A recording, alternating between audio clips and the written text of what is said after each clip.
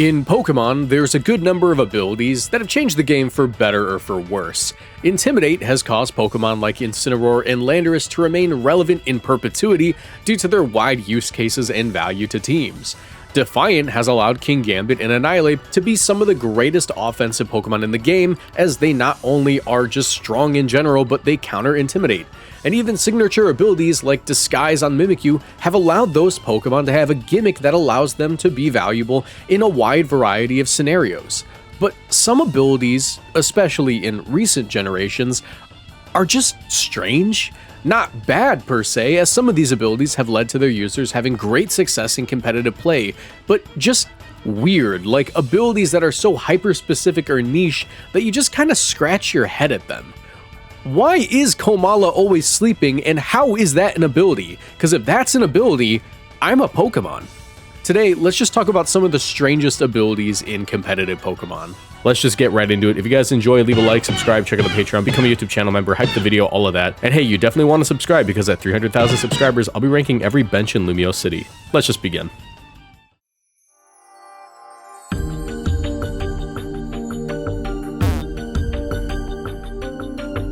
Comatose is the signature ability of Komala, and I want to start off with this one because it's a weird one. Comatose effectively makes it so Komala is always treated like it's sleeping. This is simultaneously one of the hypothetically best abilities in Pokemon, and one of the most useless, as the Pokemon always being treated like it's asleep prevents things like burn, paralysis, and poison, and on a better Pokemon, it would be pretty strong, but the issue is this ability is exclusive to Komala, one of the weakest Pokemon of all time, and it is a gimmick Pokemon. You'd expect that as a gimmick Pokemon, it'd be a little bit stronger, but it just isn't. Komala has 65 base HP, 115 base attack, 65 defense, 75 special attack, 95 special defense, and 65 speed. There isn't much that you can do with this Pokemon, as you need to think about the fact that it also just doesn't learn moves, but it being treated like it's always asleep does have a few advantages, and no, activating Facade to have double damage is not one of them, as sleep is not one of the status conditions that makes it so Facade doubles in damage. That'd be really good though. That being said, it does have access to a pretty powerful move, at least back in Generation 7. Being asleep lets Komala use moves that require it to be asleep, like Snore and Sleep Talk. Snore is a pretty useless move, as it's not only a special attack, and Komala is not a special attacker, but it also just doesn't deal a ton of damage. It's more of a way to get around being asleep if you want to use a rest set. Sleep Talk, however, is arguably Komala's best move because it enables the use of its actual best move in Last Resort. Komala in Generation 7 used to run a Choice Band set to boost its attack stat to the moon and click Sleep Talk with Last Resort. Last Resort is a normal type 140 base power physical attack that requires you to use every other move in this Pokemon's moveset before you can actually use Last Resort. It's kind of like clicking Giga Impact over and over again, or just having double power Facade. Komala was able to bypass this need to use every move, since because it was always sleeping, it was able to use Sleep Talk to use the move and then call Last Resort immediately 100% of the time. This was widely considered a gimmick, but it was a way to use Komala and actually make use of its really strange ability. However, it lost access to Last Resort in Generation 9, and I don't know why. This was the only thing keeping Komala relevant in the metagame. It wasn't even relevant, actually. It was the only thing keeping Komala relevant in the minds of weirdos on Pokemon Showdown. Now, Komala doesn't really have any movesets that it can do that other Pokemon can't. Yes, it does have access to moves like Knock Off and Wood Hammer, but it's a 115 base attack Pokemon with pretty bad stats everywhere else, and an ability that doesn't really do anything for it other than prevent burn. I guess Choice Band Giga Impact is still on the table, however, you do have to wait for the recharge turn. It's just not good anymore. Yeah, Komala's ability is really strange, and it's unfortunately not really able to make use of it these days. This channel is partnered with GamerSupps. If you want to support my work and get great tasting drinks, you can order GamerSupps through my link in the description down below, or with code Moxie boosted at checkout for 10% off. GamerSupps is a caffeinated product that I recommend only to my 18+ viewers, but my link will send you to their caffeine-free product section just in case. Every product purchased through my link supports my channel financially, so I'd really appreciate the support. Now back to the video.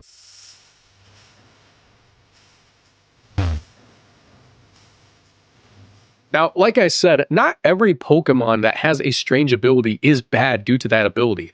Yes, Regigigas has a weird ability in that it's just objectively bad because slow start means that it can't really do anything for 5 turns, but Water Bubble on Araquanid is a strange ability when we really get down to it, but it's still one of the best abilities ever made in Pokemon. That's because it's basically 3 abilities in one. Araquanid is the only Pokemon with access to the ability Water Bubble. Water Bubble does 3 things. It prevents burn on the user, it halves damage from Fire-type moves, and it doubles the power of Water-type moves. This means that Araquanid, despite having pretty low offensive stats, is actually one of the highest damaging Pokemon in the game. It can either be a physical attacker off of its 70 base attack, or a special attacker off of its 50 base special attack. Either way, it's bulky, it has a great typing in Water Bug, and it's able to hit like a truck because its liquidation is not 85 base power. Due to Water Bubble, it is now 170 base power. In Rain, this Pokemon is one of the most threatening things that you can use. As a matter of fact, Araquanid did actually win the World Championships in the Seniors Division in 2018 when it was being used by James Evans. It's historically a very strong and absurd Pokemon, and while it is getting worse with time, admittedly, that's just the nature of power creep, it still does manage to find some usages in later formats like Regulation HVGC, and even some people were weirdly using it in Regulation F. But if we were to give the ability Water Bubble to any other Pokemon in the game, if we were able to give it to a competent water type, even like a mildly competent water type, we'll take Samurott, one of the least used water types in the game. That Pokemon, off of its stats, having double power on water type moves, not being able to be burned, and having half damage on fire type moves, would make it one of the best Pokemon competitively. If you put this ability on any better water type stat-wise, it will dominate things, but it's stuck on Araquanid. And Araquanid, despite having bad stats, still manages to hit like a truck. If we put this on any other Pokemon, we'd be having major issues. And don't even get me started on it maybe going on Urshifu. That being said, I am pro giving it to Mega Goliathspod. It's a steel bug type, which means it's ×4 weak to fire, and it loses stab on its water type moves when it mega evolves. If you give it Water Bubble, it still gets to use its water type moves, and now it's only 2 times weak to fire type moves. Consider this, Game Freak, as Goliathspod is the official mascot of the Moxie Boosted channel.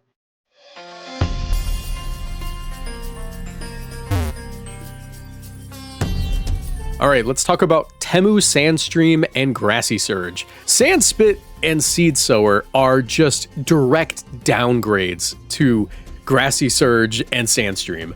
They're the abilities of Sandaconda and Arboliva, respectively. And they both manage to be just more or less useless because of the way that the abilities work. They're direct downgrades to their counterparts, as Grassy Surge sets up grassy terrain automatically when the Pokemon hits the field, and Sandstream sets up Sandstorm automatically when the Pokemon hits the field.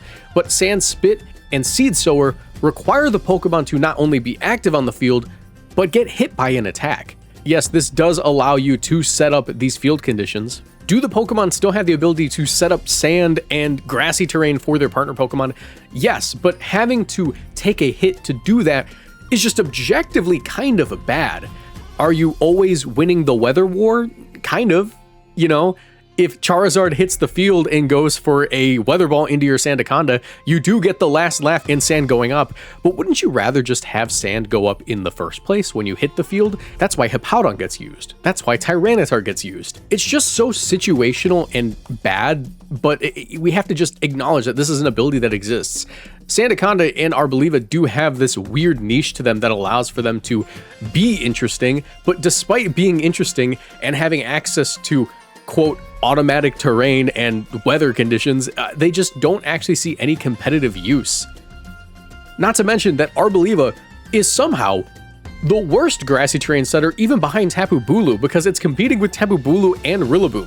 Why would you ever use Arboliva over Rillaboom when Rillaboom has a better version of Arboliva's ability and access to tools like Fake Out, U-Turn, Knockoff, and Woodhammer? It's just not even a competition. These abilities are just weird and bad.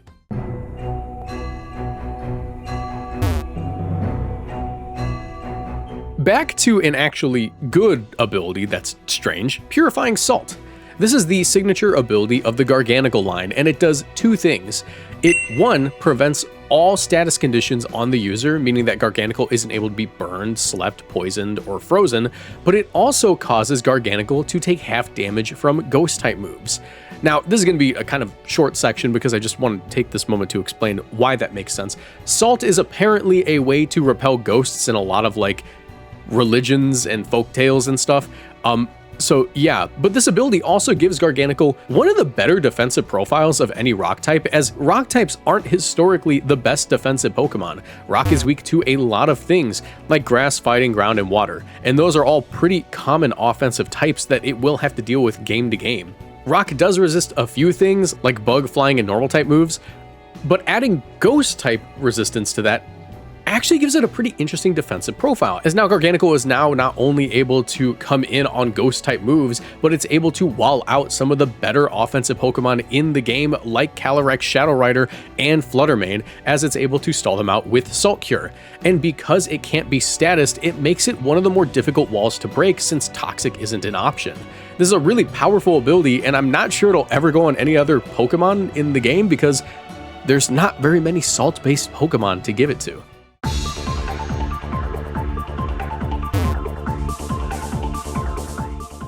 Dancer is the signature ability of the Oricorio family. I'm not sure whether to call them a line or anything. It's not an evolutionary line, it's just a family of Pokemon. Oricorio is a Pokemon with some pretty underwhelming stats. However, their ability Dancer allows them to copy any other Pokemon who uses a dance move during that turn. This includes the likes of Quiver Dance, Fiery Dance, and even Aqua Step, I think. Micah, double check that. Can it use Aqua Step? That seems like a dance move. Effectively, Oricorio, if its partner uses a dance move, is able to move twice in a single turn. This has been historically used with Oricorio Volcarona teams, as Volcarona will go for Quiver Dance, as the Oricorio will copy the Quiver Dance and attack on that same turn.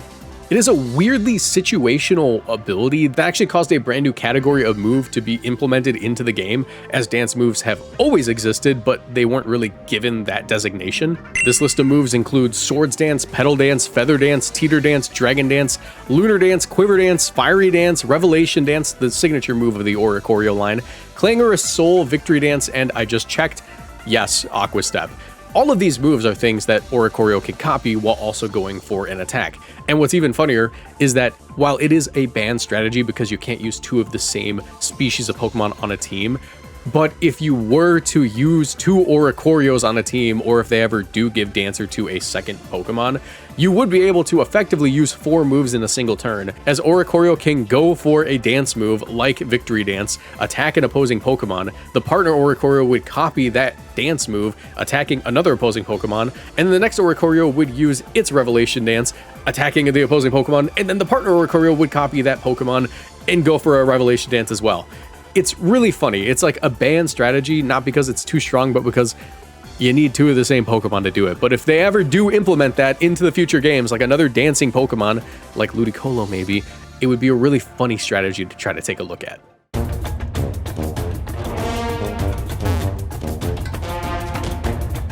Innards Out is an ability that has only been given to 2 Pokemon in the entire history of the game, and they are Pyukumuku and Mega Victory Bell. Now, I'm not sure if you guys are familiar with competitive Pokemon or if you're watching me because you're not. However, neither of these 2 Pokemon have ever seen a lot of competitive success. Pyukumuku especially, as it might be one of the worst users of the ability despite there only being 2. Innards Out simply causes the opposing Pokemon to take damage equivalent to however much HP the user had on the turn that they were fainted. Pyukumuku has a base HP stat of 55. This is notably low, meaning that Pyukumuku, who also has pretty high defenses and likely won't be one-shot by an opposing Pokemon, is not going to be dealing a lot of damage when it faints with Innards Out.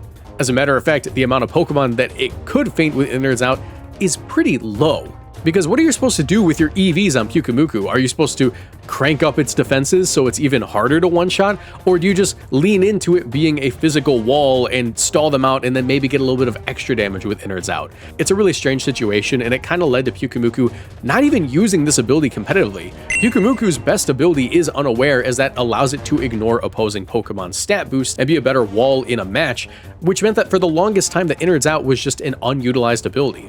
That being said, Mega Victory Bell doesn't have the luxury of choosing a different ability, but at least Mega Victory Bell has a little bit better of an HP stat. Mega Victory Bell has 80 HP, meaning that if it maxes out its HP, it's able to one-shot a lot of Pokemon that might have higher HP stats than it, but don't invest in them super often. This includes the likes of Mega Charizard Y, Garchomp. Actually, can it one-shot Garchomp? This includes the likes of Mega Charizard Y and even non-bulky Garchomp. That being said, it is still in that weird situation where you want it to do things and you need to invest in some kind of stat to make sure that it can do things, but if you invest in your bulk at all, including your HP stat, it will be harder to get one shot. Because of that, Mega Victory Bell kind of gets played like a landmine. You have to allow it to kind of do something during a match as you whittle down its HP into a range you feel comfortable finally taking the KO, but even then, while it does get to act kind of sort of for free during a game, it isn't worth running because it just doesn't do enough. Its ability is just sort of like there. It's a consequence you have to deal with when you cross that path. And in a lot of situations, it's just a worse version of Aftermath, as Aftermath is guaranteed damage. It's an ability that's only on a few Pokemon, which causes them to, when knocking out the user, take 1/4 of their HP and damage. So in a lot of situations, Aftermath is just going to be more consistent, as if you knock out a Skuntank, now you take 1/4 of your HP and damage. But if you knock out a Victory Bell and you manage to whittle it down kind of low in HP, you're not really dealing with much of a consequence from knocking it out. It was just the process of getting it down to that HP stat that was frustrating.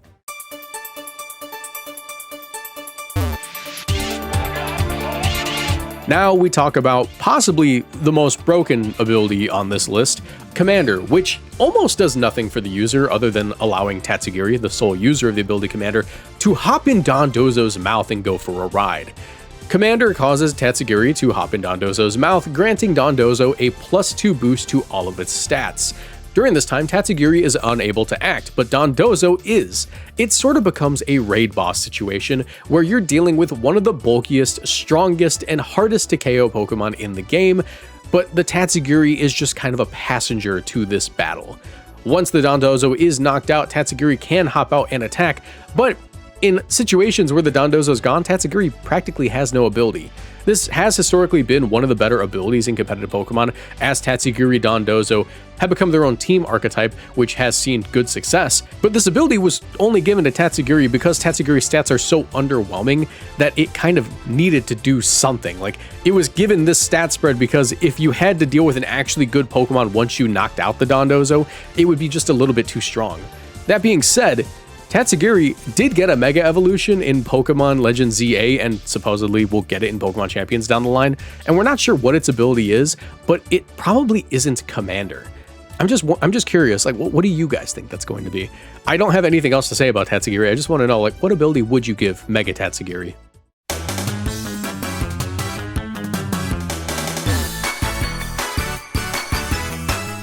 The final ability I want to talk about today is Moody. This is an ability that is strange in that, who thought of this? Who thought this one was okay? Moody causes the user to have a random stat of theirs decreased, while another stat of theirs is sharply increased. This is an ability that has historically been used on the likes of Glalie, Smeargle, and Bibarel. Yeah, Bibarel. Bibarel was a Moody user. This ability is banned in Smogon singles because it is just a weird ability that causes the game to kind of be out of yours and your opponent's hands, but it has seen some mild use in competitive Pokemon in VGC just on Smeargle, because it allows Smeargle to do a couple of things. Smeargle not only can boost its speed, allowing it to be a much more frustrating Spore and, back in the day, Dark Void user, but it also enabled Smeargle to be one of the better Pokemon on Trick Room archetypes, as Smeargle can not only use Follow Me to redirect attacks into itself while a partner set up Trick Room, but due to Moody lowering a random stat every turn, it would activate the Eject Pack on Smeargle, forcing it out of the game and allowing a stronger Sweeper under Trick Room to enter the battle and attack under Trick Room immediately. In Generation 6 and prior, Moody also caused the user to sometimes gain an evasion boost, which was especially broken as it made it so a Follow Me Smeargle could, after a few turns, hypothetically be just really difficult to actually knock out, not only because it would get defense boosts, but also because you couldn't hit it. And the way that it works out mathematically, when you sharply boost a stat and then decrease one stat by one stage, you do end up with a Pokemon that will eventually have just +6 in every stat. It is difficult to get to that point, and that is how Glalie used to use it, as it would Moody boost before Mega Evolving and then go for Refrigerate boosted Hyper Voices, but it was still so inconsistent that they never really actually saw any competitive success. Yeah, Moody is just a really strange ability that led to Bibarel getting pseudo banned from competitive Pokemon. Go figure. But those are just a few strange abilities in competitive Pokemon. Let me know if there are any that I forgot about that you think kind of deserve to make the list. I just wanted to talk about these. I think that it's a fun topic to talk about abilities in competitive Pokemon. I've talked about a lot of abilities so far. I've talked about like gimmick abilities, and I've talked about strong abilities, but I never really just talked about like the weird abilities that we don't really think about. Oh my god, I didn't even talk about color change. Oh well. YouTube short down the line. If you enjoyed, be sure to leave a like and subscribe. It'd mean the world to me. If you want to support me even further, you can check out my Patreon page or become a YouTube channel member by clicking the join button down below. This gets you sneak peeks at future videos, access to bonus content, and even access to my supporter only Discord server where you can hang out and team build with other community members. You also see your name at the end of all my videos, like all these lovely people. Another way to support me is to check out all the videos in the playlist on screen right now. I know you'll find something in there that you'll enjoy. Or you can tune into my YouTube live streams at 6 p.m. CST Monday through Friday. Thank you all for watching, and I'll see you in the next video. Bye.